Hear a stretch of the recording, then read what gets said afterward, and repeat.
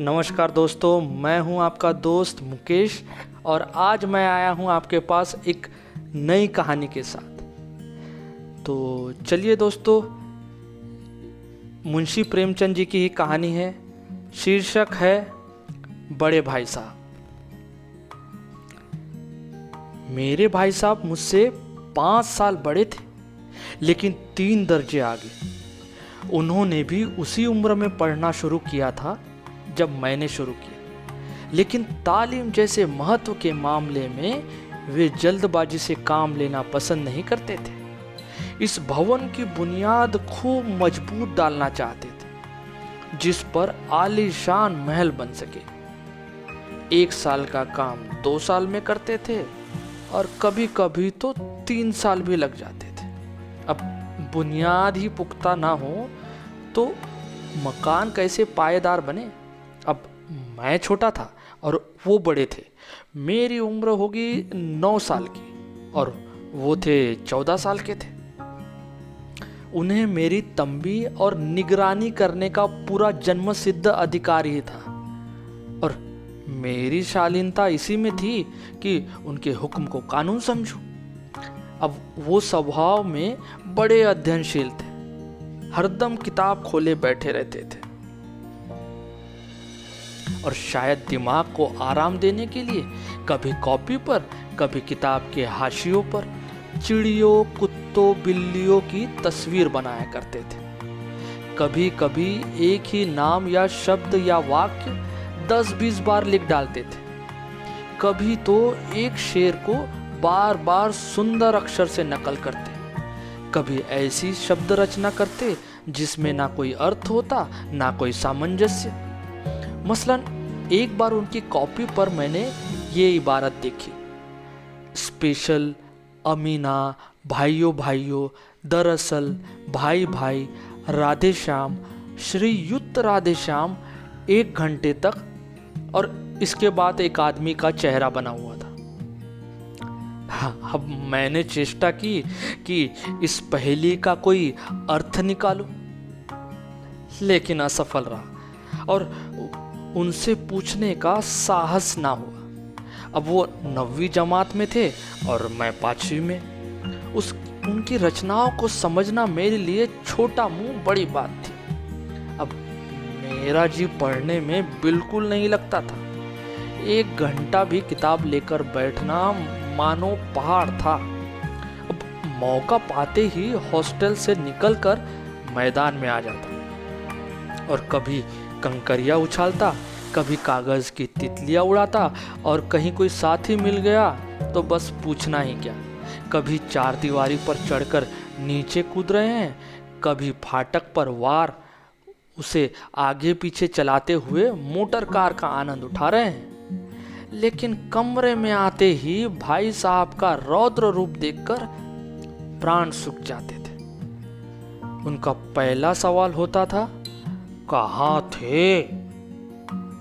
हमेशा यही सवाल इसी ध्वनि में पूछा जाता था और इसका जवाब मेरे पास केवल मौन था।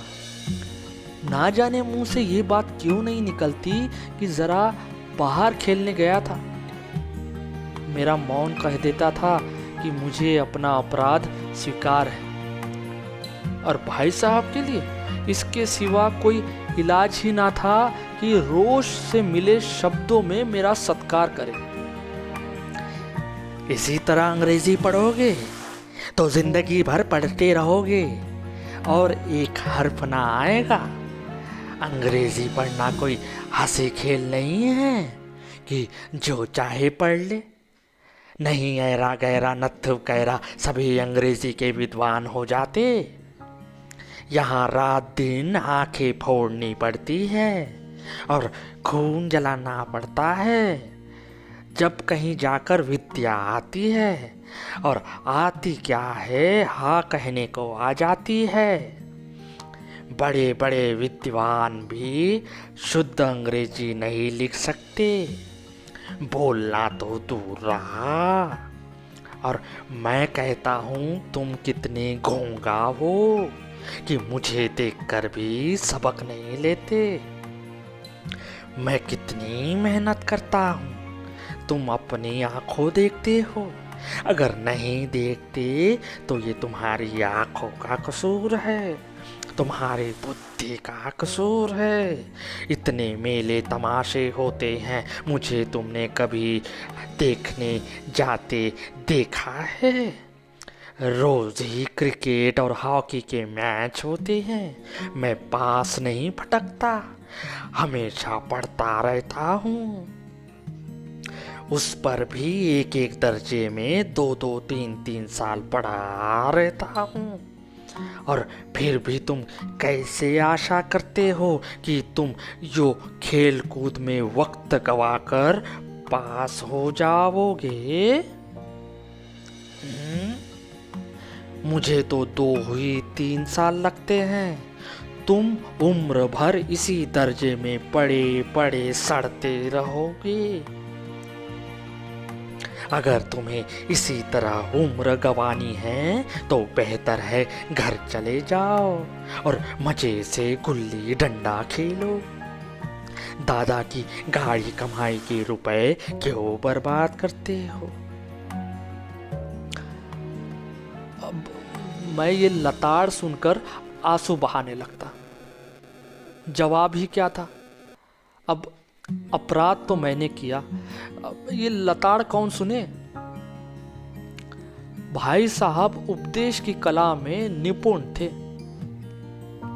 ऐसी ऐसी लगती बातें कहते, ऐसे ऐसे सुक्ति बाण चलाते थे कि मेरे जिगर के टुकड़े टुकड़े हो जाते और हिम्मत टूट जाती। इस तरह जान तोड़कर मेहनत करने की शक्ति में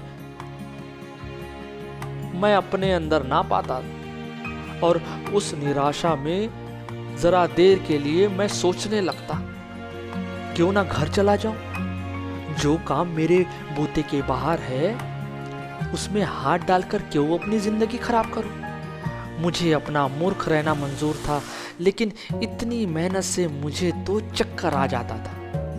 लेकिन घंटे 2 घंटे बाद निराशा के बादल फट जाते थे और मैं इरादा करता कि आगे से खूब जी लगाकर पढ़ूंगा। चटपट एक टाइम टेबल बना डालता, बिना पहले से नक्शा बनाए, बिना कोई स्कीम तैयार किए काम कैसे शुरू करूं। टाइम टेबल में खेल कूद की बिल्कुल उड़ जाती थी। प्रातःकाल उठना, 6 बजे हाथ धोना, नाश्ता कर बैठ जाना, 6 से 8 तक अंग्रेजी, 8 से 9 तक हिसाब, 9 से 9:30 तक इतिहास, फिर भोजन और स्कूल। 3:30 बजे स्कूल से वापस लौटकर आधा घंटा आराम करना, 4 से 5 तक भूगोल, 5 से 6 तक ग्रामर, आधा घंटा हॉस्टल के सामने टहलना, 6:30 से 7 तक अंग्रेजी कंपोजिशन, फिर भोजन करके 8 से 9 तक अनुवाद, 9 से 10 तक हिंदी, 10 से 11 तक विविध विषय, फिर विश्राम।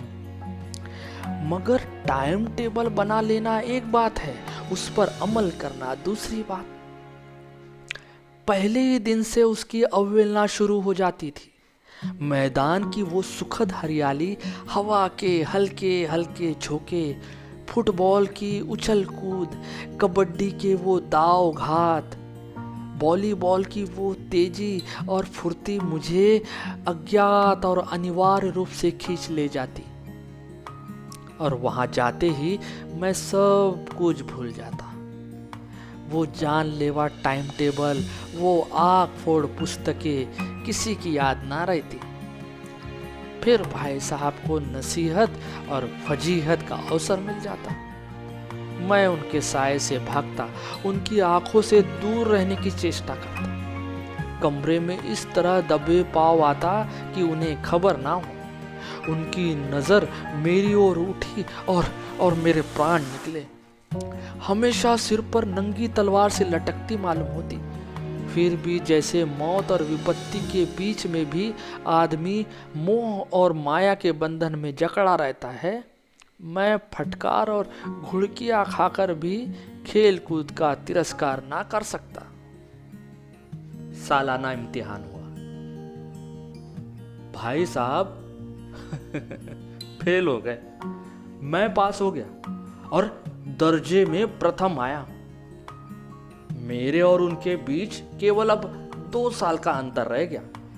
जी में आया भाई साहब को आड़े हाथों लूं।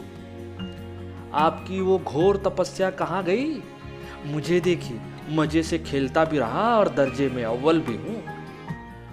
लेकिन वो इतने दुखी और उदास थे कि मुझे उनसे दिली हमदर्दी हुई और उनके घाव पर नमक छिड़कने का विचार ही लज्जास्पद जान पड़ा। हाँ, अब मुझे अपने ऊपर कुछ अभिमान हुआ और आत्माभान भी बढ़ गया। साहब का वह रोब अब मुझ पर नहीं रहा।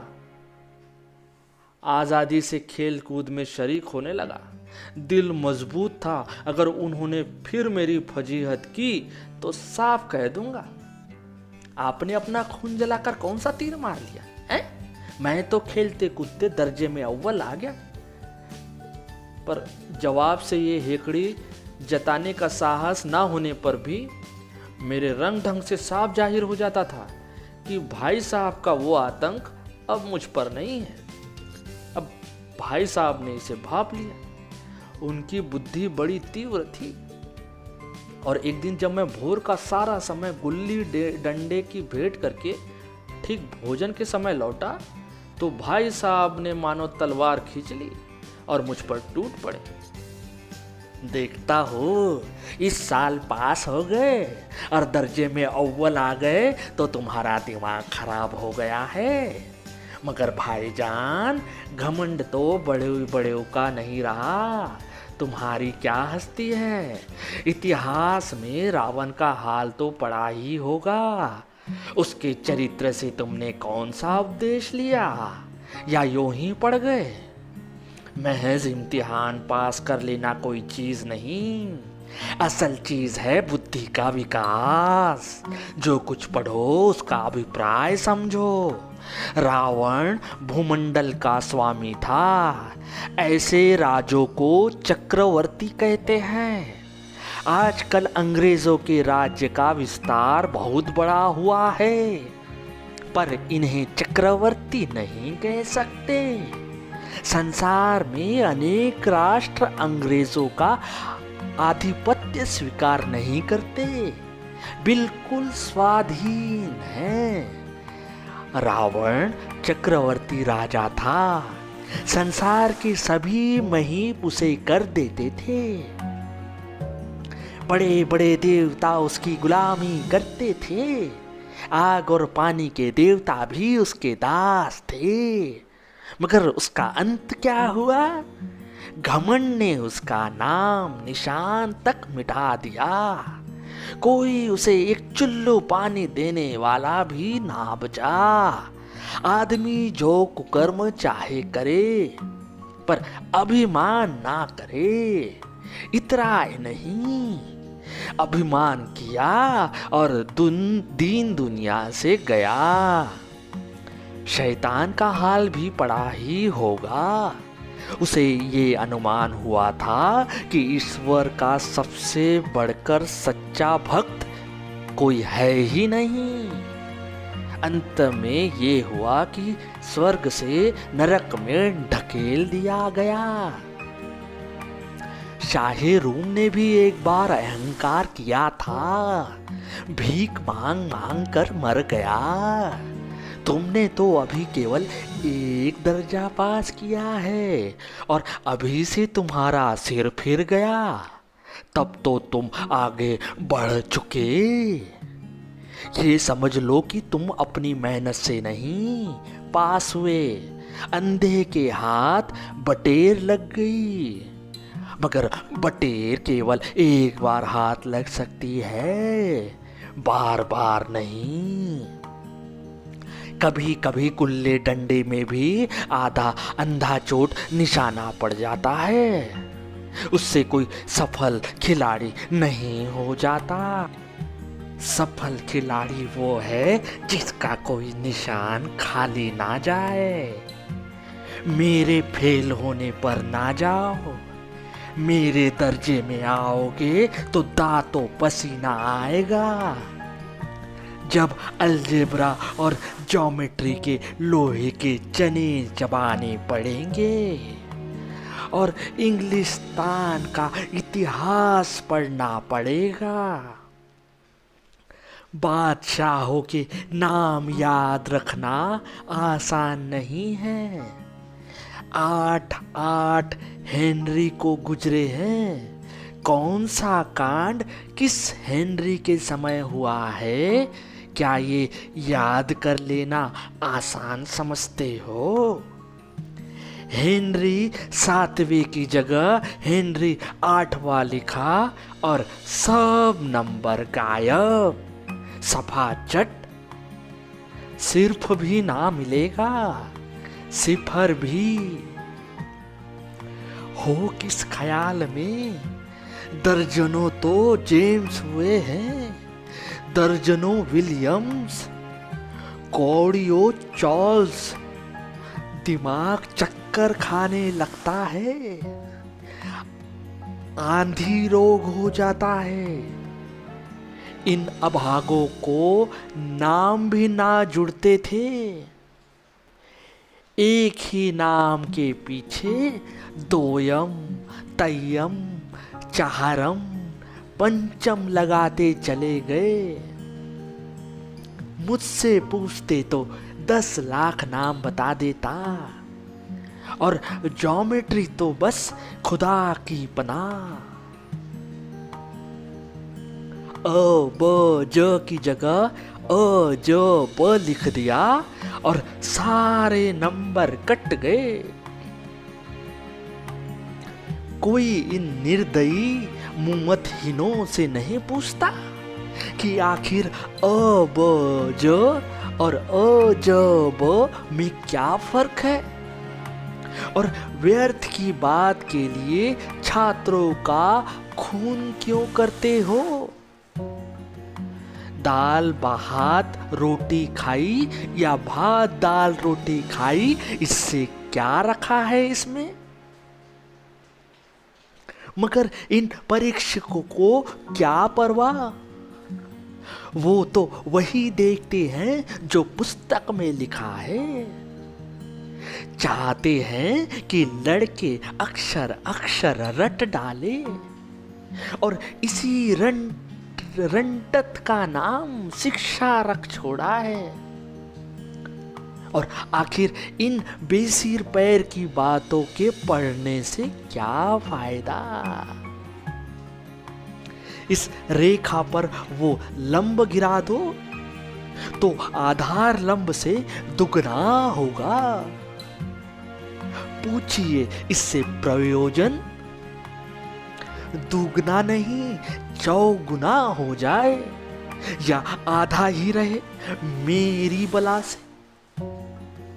लेकिन परीक्षा में पास तो होना है, तो ये सब खुराफात याद करनी पड़ेगी। कह दिया समय की पाबंदी पर एक निबंध लिखो जो 4 पन्नों से कम ना हो। अब आप कॉपी सामने खोले, कलम हाथ में लिए, उसके नाम से रोइए। कौन नहीं जानता कि समय की पाबंदी बहुत अच्छी बात है। इससे आदमी के जीवन में संयम आ जाता है, दूसरों को उस पर स्नेह होने लगता है, और उसके कारोबार में उन्नति होती है। जरा सी बात पर 4 पन्ने कैसे लिखे? जो बात एक वाक्य में कही जा सके, उसे 4 पन्ने में लिखने की जरूरत? मैं तो इसे हिमाकत समझता हूं। ये तो समय की किफायत नहीं, बल्कि उसका दुरुपयोग है कि व्यर्थ में किसी बात को ठूस दिया। हम चाहते हैं आदमी को जो कुछ कहना है चटपट कह दे, अपनी राह ले, मगर नहीं। आपको 4 पन्ने रंगने पड़ेंगे, चाहे जैसे लिखिए, और पन्ने भी पूरे फुल स्केप आकार के। ये छात्रों पर अत्याचार नहीं तो और क्या है। अनर्थ तो ये है कि कहा जाता है संक्षेप में लिखो। समय की पाबंदी पर संक्षेप में एक निबंध लिखो जो 4 पन्नों से कम ना हो। ठीक, संक्षेप में 4 पन्ने हुए, नहीं शायद 100-200 पन्ने लिखवाते। तेज भी दौड़िए और धीरे धीरे भी। है उल्टी बात या नहीं? बालक भी इतनी सी बात समझ सकता है, लेकिन इन अध्यापकों को इतनी तमीज भी नहीं। उस पर दावा है कि हम अध्यापक हैं। मेरे दर्जे में आओगे लाला तो ये सारे पापड़ बेलने पड़ेंगे, और तब आटे दाल का भाव मालूम होगा। इस दर्जे में अव्वल आ गए हो, वो जमीन पर पाँव नहीं रखते। इसलिए मेरा कहना मानिए, लाख फेल हो गया हूँ, लेकिन तुझसे बड़ा हूँ। संसार का मुझे तुझसे ज्यादा अनुभव है। जो कुछ कहता हूँ उसे गिरा बांधिए, नहीं तो पछताएंगे। अब स्कूल का समय निकट था। नहीं ईश्वर जाने ये उपदेश माला कब समाप्त होती। भोजन आज मुझे निस्वाद सा लग रहा था। जब पास होने पर यह तिरस्कार हो रहा है, तो फेल हो जाने के बाद तो शायद प्राण ही ले लिए जाएं। भाई साहब ने अपने दर्जे की पढ़ाई का जो भयंकर चित्र खींचा था, उसने मुझे भयभीत कर दिया। कैसे स्कूल छोड़कर घर नहीं भागा, यही ताज्जुब है। लेकिन इतने तिरस्कार पर भी पुस्तकों में मेरी अरुचि जो की तो बनी रही। खेल कूद का कोई अवसर हाथ से ना जाने देता था। पढ़ता भी था मगर बहुत कम, बस इतना कि रोज का टास्क पूरा हो जाए और दर्जे में जलील ना होना पड़े। अपने ऊपर जो विश्वास पैदा हुआ था वो फिर लुप्त हो गया और फिर चोरों का सा जीवन कटने लगा। फिर सालाना इम्तिहान हुआ और कुछ ऐसा संयोग हुआ कि मैं फिर पास हुआ और भाई साहब फिर फेल हो गए। मैंने बहुत मेहनत नहीं की थी, पर ना जाने कैसे दर्जे में अव्वल आ गया। मुझे खुद अचरज हुआ, भाई साहब ने प्राणात्मक परिश्रम किया था। कोर्स का एक एक शब्द चाट गए थे। 10 बजे रात तक इधर, 4 बजे भोर से उधर, 6 से 9:30 तक स्कूल जाने के पहले मुद्रा कांतिहीन हो गई थी, मगर बेचारे फेल हो गए। मुझे उन पर दया आती थी। नतीजा सुनाया गया तो वो रो पड़े और मैं भी रोने लगा। अपने पास होने वाली खुशी आधी हो गई। मैं भी फेल हो गया होता तो भाई साहब को इतना दुख नहीं होता, लेकिन विधि की बात कौन टाले। मेरे और भाई साहब के बीच में अब केवल 1 दर्जे का अंतर रह गया था। मेरे मन में एक कुटिल भावना उदय हुई कि कहीं भाई साहब 1 साल और फेल हो जाए तो मैं उनके बराबर आ जाऊं। फिर वो किस आधार पर मेरी फजीहत कर सकेंगे। लेकिन फिर मैंने इस कमीने विचार को दिल से बलपूर्वक निकाल डाला। आखिर वो मुझे मेरे हित के विचार से ही तो डांटते हैं। मुझे उस वक्त अप्रिय लगता है, मगर ये शायद उनके उपदेशों का ही असर है कि मैं दनादन पास हो जाता हूं, और वो भी इतने अच्छे नंबरों से। अब की बार भाई साहब बहुत कुछ नर्म पड़ गए थे। कई बार मुझे डांटने का अवसर पाकर भी उन्होंने धीरज से काम लिया। शायद अब वो खुद समझने लगे थे कि मुझे डांटने का अधिकार उन्हें नहीं रहा, या रहा भी तो बहुत कम। मेरी आज़ादी भी थोड़ी बढ़ गई। मैं उनकी सहिष्णुता का अनुचित लाभ उठाने लगा। मुझे कुछ ऐसी धारणा हुई कि मैं तो पास हो ही जाऊंगा, पढ़ूं या ना पढ़ूं, मेरा तकदीर बलवान है। इसलिए भाई साहब के डर से जो थोड़ा बहुत पढ़ लिया करता था वो भी बंद हुआ। अब मुझे कनकौवे उड़ाने का शौक पैदा हो गया और अब सारा समय पतंगबाजी की भेंट चढ़ा जाते देता था मैं। फिर भी मैं भाई साहब का अदब करता था और उनकी नजर बचाकर कनकौवे उड़ाता था। मांझा देना, कन्ने बांधना, पतंग टूर्नामेंट की तैयारी आदि सब अब गुप्त रूप से हल की जाती थी। अब भाई साहब को यह संदेह न करने देना चाहता था कि उनका सम्मान और लिहाज मेरी नजरों से कम हो गया है। अब एक दिन संध्या समय हॉस्टल से दूर मैं एक कनकौवा लूटने बेतहाशा दौड़ा जा रहा था। आंखें आसमान की ओर थी और मन उस आकाशगामी पथिक की ओर जो मंद गति से झूमता पतन की ओर चला जा रहा था। मानो कोई आत्मा स्वर्ग से निकलकर विरक्त मन से नए संस्कार ग्रहण करने जा रही हो। बालकों की एक पूरी सेना लग्गे और झड़दार बांस लिए उनका स्वागत करने को दौड़ी आ रही थी। किसी को अपने आगे पीछे की खबर नहीं थी। सभी मानो उस पतंग के साथ ही आकाश में उड़ रहे थे। जहां सब कुछ समतल है, न मोटर कारें हैं, न ट्राम, न गाड़ियां। सहसा भाई साहब से मेरी मुठभेड़ हो गई, जो शायद बाजार से लौट रहे थे। उन्होंने वही मेरा हाथ पकड़ लिया और उग्र भाव से बोले, इन बाजारी लौंडों के साथ ढेले के कनकौवों के लिए दौड़ते तुम्हें शर्म नहीं आती? तुम्हें इसका भी कुछ लिहाज नहीं कि अब नीची जमात में नहीं हो, बल्कि 8वीं जमात में आ गए हो और मुझसे केवल एक दर्जा नीचे हो। आखिर आदमी को कुछ तो अपनी पोजीशन का ख्याल रखना चाहिए। एक जमाना था कि लोग 8वां दर्जा पास करके नायब तहसीलदार हो जाते थे। मैं कितने ही मिडलचियों को जानता हूँ जो आज अव्वल दर्जे के डिप्टी मजिस्ट्रेट या सुपरिटेंडेंट हैं। कितने ही 8वीं जमात वाले हमारे लीडर समाचार पत्रों के संपादक हैं।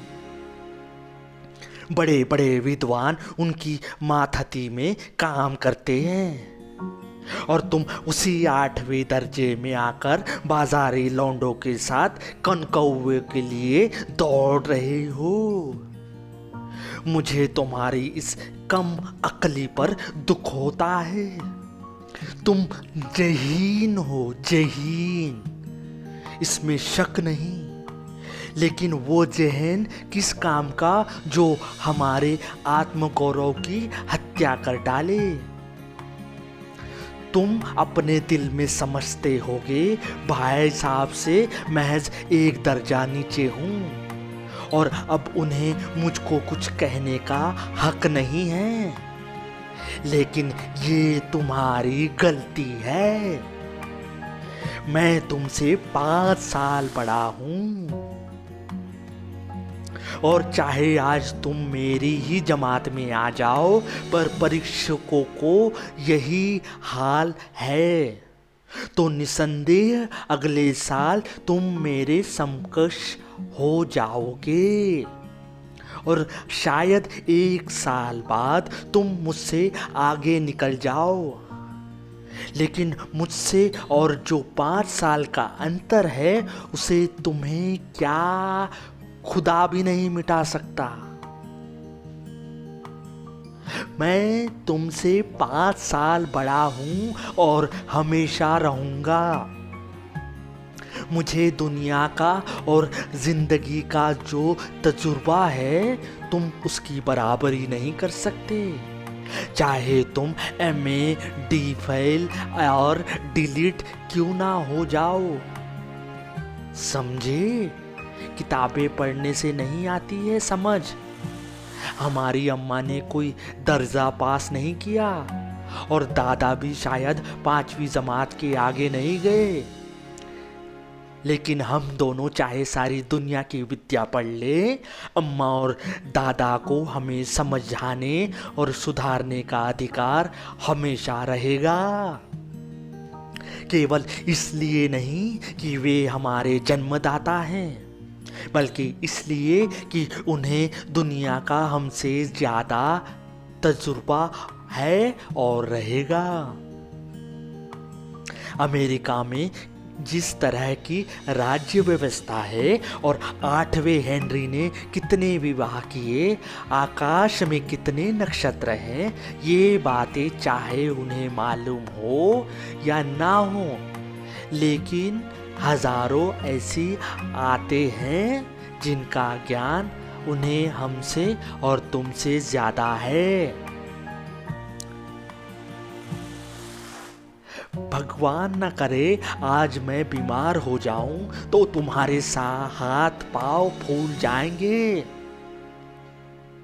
दादा को तार के सिवा तुम्हें और कुछ ना सूझेगा।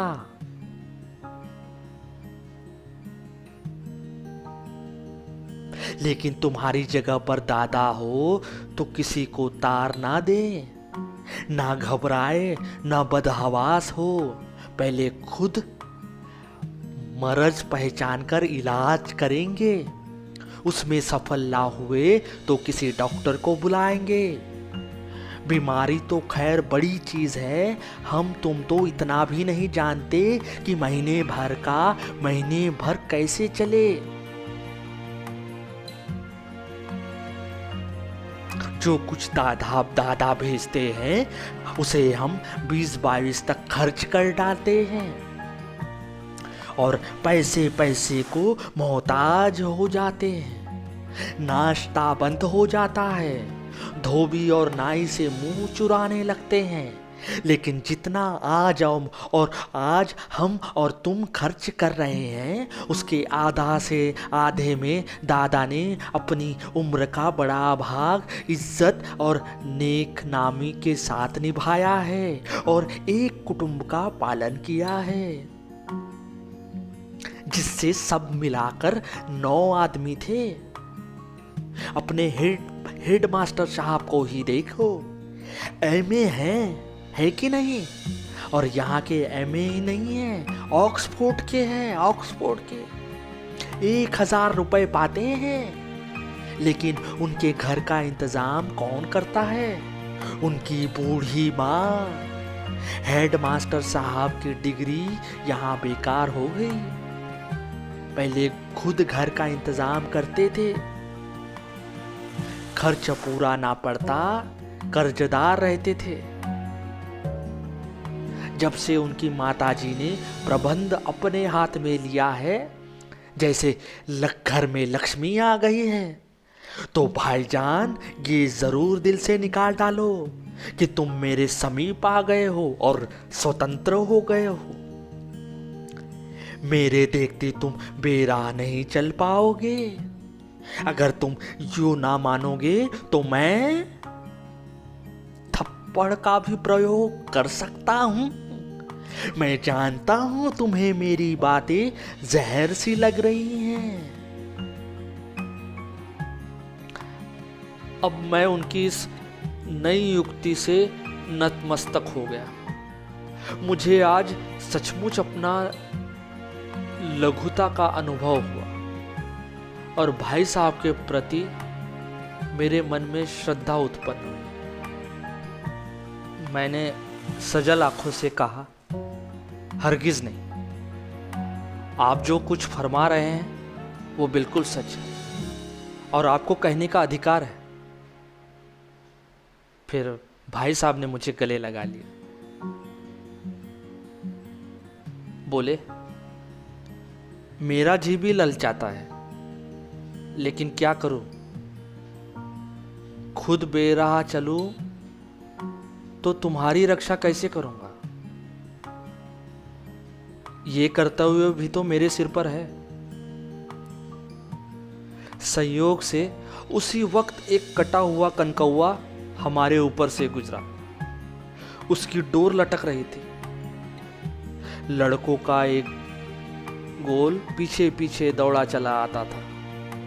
अब भाई साहब लंबे उछलकर उसकी डोर पकड़ ली और बेतहाशा होटल की तरफ दौड़े। मैं पीछे पीछे दौड़ रहा था।